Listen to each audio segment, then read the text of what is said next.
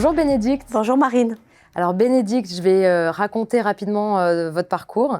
Donc du coup, vous avez été plusieurs fois dirigeante dans différents services de la SNCF. Vous avez été au COMEX de la SNCF et vous êtes ensuite partie pour cofonder une start-up, Ask for the Moon, donc une intelligence artificielle pour les entreprises industrielles.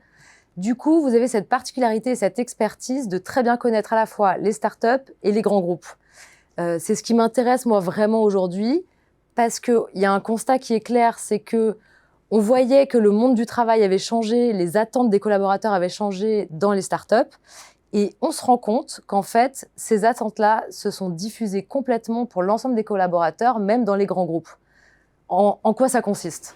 En fait, c'est vrai que les jeunes dans les startups ont progressivement diffusé leurs aspirations à tout le monde, y compris dans les grands groupes. Ça consiste en quoi ? Ça veut dire on veut du sens. Le sens, c'est quoi ? C'est savoir à quoi on sert, savoir à quoi le travail sert, avoir du temps pour le faire et des moyens de bien le réussir. Et puis d'autre part, être considéré comme une personne à part entière et pas simplement comme un salarié. Je m'explique, on est parents d'élèves, on est parents on est parents tout simplement, on est militant associatif, on s'occupe de ses parents qui sont âgés. Et en fait, ça a des contraintes dans la vie quotidienne et on aimerait que l'entreprise les prenne en charge aussi. Et donc, on a besoin de flexibilité. Et qu'on soit jeune ou pas jeune, qu'on soit dans une start-up ou dans un grand groupe, on s'attend à ce que l'entreprise le prenne en charge et le prenne en compte. Et celles qui le font, elles recrutent mieux que celles qui s'en occupent pas. Sauf que justement, cette prise en compte de l'individualité, c'était pas quelque chose qui était fait avant dans les grandes entreprises.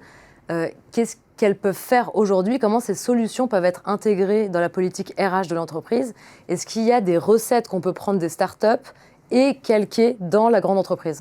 Alors, il y a plein de solutions de type semaine de 4 jours, vacances illimitées ou ce genre de choses, mais c'est pas tellement la recette qui est intéressante. Ce qui est intéressant, c'est l'introduction de la flexibilité et la reconnaissance du fait que chacun aspire à des choses différentes. Ça repose sur les épaules du manager.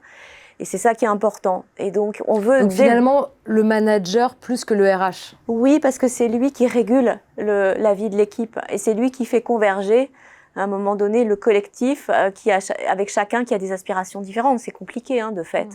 Mais on veut avoir des souplesses dès le premier jour. On veut pas attendre plus tard. Et comme par ailleurs, les cycles sont courts, on veut dans l'entreprise, tout de suite, avoir la possibilité de faire un job qui nous intéresse. On n'a pas envie que ce soit le poste d'après et le poste premier étant du poste d'apprentissage. Donc c'est tout de suite, maintenant, reconnaissance de la singularité et ça repose sur les épaules du manager. Alors, quand vous dites c'est tout de suite, maintenant et avec cette attente d'individualité, on peut se dire que, en fait, on a face à nous des salariés qui sont des divas. Est-ce que c'est votre avis ? Il y a sans doute des personnes dans l'entreprise qui le pensent parce qu'elles ne s'autorisaient pas ces comportements-là quand elles ont démarré. Et de fait, il peut y avoir des réflexions qui sont faites, mais c'est contre-productif parce que si les salariés n'obtiennent pas satisfaction, le risque, en fait, c'est qu'ils s'en aillent. Ouais, c'est ça. Or, les boîtes ont du problème de recrutement. Elles ont intérêt, en fait, à répondre aux attentes des gens qui, en fait, s'engagent par ailleurs dans leur travail. Donc, malheureusement, il n'y a pas d'autre solution que de s'en préoccuper. Et ça repose, en effet, comme on se le disait, sur les épaules du manager. Et donc, les RH sont, en fait, ont intérêt à accompagner les managers dans la recherche de solutions un peu cousu main pour chacun.